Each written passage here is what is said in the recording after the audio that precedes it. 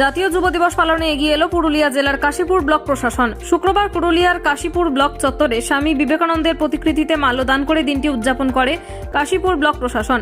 এদিন স্বামী বিবেকানন্দের 161তম জন্মদিবস উদযাপন করতে প্রতিকৃতিতে মাল্যদান করে স্বামী বিবেকানন্দকে শ্রদ্ধা জ্ঞাপন করলেন বিশিষ্ট সমাজসেবী স্বপন কুমার বেলথরিয়া, সমাজসেবী সৌমেন বেলথরিয়া, কাশীপুর ব্লকের বিডিও সুপ্রিম দাস সহ অন্যান্যরা।